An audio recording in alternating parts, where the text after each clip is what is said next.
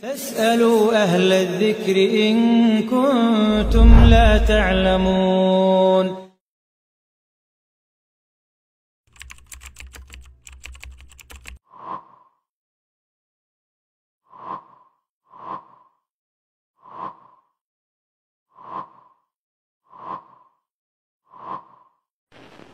Nah, kita katakan ikhwatal iman, umat Islam di awalnya adalah umat yang jaya. Bahkan Nabi SAW mengatakan nusirtu birru'bi masirata syahrin. Aku ditolong oleh Allah dengan rasa takut pada hati musuhku dalam perjalanan selama 1 bulan sebelum berperang. Sebelum berperang melawan pasukannya Nabi SAW, kaum kufar sudah ketakutan. Ya. Tapi berbeda sekarang kita yang takut kepada musuh-musuh Islam. Kenapa ya ikhwatal iman? Ini dia, karena kita jauh dari ajaran Nabi SAW. Karena kita jauh meninggalkan agama Islam. Dan sudah kita bahas pada pembahasan sebelumnya. Kalau kita kembali kepada ilmu, menuntut ilmu, umat Islam kembali kepada ilmu, kembali ke rumah Allah mengaji, belajar, mereka amalkan hukum-hukum Allah dan Rasulnya, Allah akan kembali jayakan Islamnya sebagaimana dijayakan di awalnya. Tapi kenapa kita hina? Kenapa minoritas hina ikhwatal iman? Mereka yang mendapatkan ganjarannya karena umat Islam yang meninggalkan jalan Rasul, agama Rasul SAW dan sunnah-sunnah Rasul alaihi salatu wassalam. Antum lihat ikhwatal iman, di masyarakat kita saja sekarang. Berapa orang yang mau rajin mengaji, mau rajin ingin mengetahui hukum Allah, mau mengamalkan hukum-hukum Allah dan Rasulnya? Berapa persentasenya?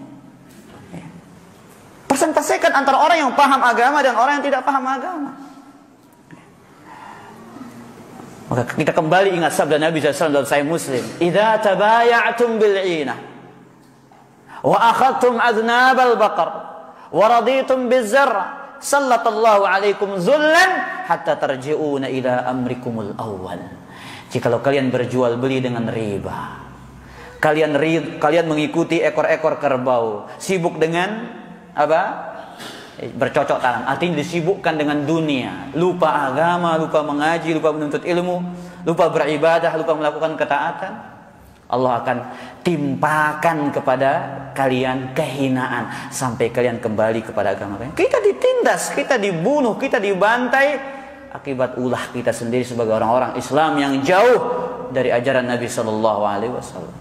Kalau kita kembali pasti akan ditolong ikhwatal iman. In tansurullaha yansurkum wa yutsabbit aqdamakum. Saya sudah bahas ayat ini panjang lebar pada 2 pertemuan yang lalu. Jika kalian tolong Allah, maka Allah pasti akan menolong kalian. Bagaimana tolong Allah? Menolong agamanya, menolong agama Rasulnya alaihi salatu wassalam. Ya. Dia tegakkan dengan ilmu dan amalan. Ya. Makanya jangan tertipu, anak-anak muda tertipu dengan kaum muslimin tertindas ngajinya, tauhid, ngaji hukum Allah. Kapan kita akan bisa mengalahkan musuh? Jangan tertipu dengan slogan-slogan seperti ini. Ini slogan-slogannya orang-orang yang tidak paham agama. Kenapa? Modal semangat, modal perasaan, jihad. Akhirnya bukan mati syahid, mati sakit. Iya. Bukan mati syahid, ikhwatal iman. Jihad itu ada aturannya.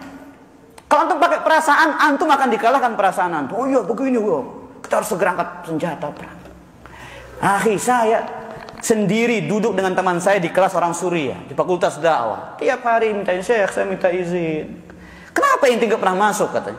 "Saya sebagai panglima jarak jauh, ya pimpin pasukannya perang di sana."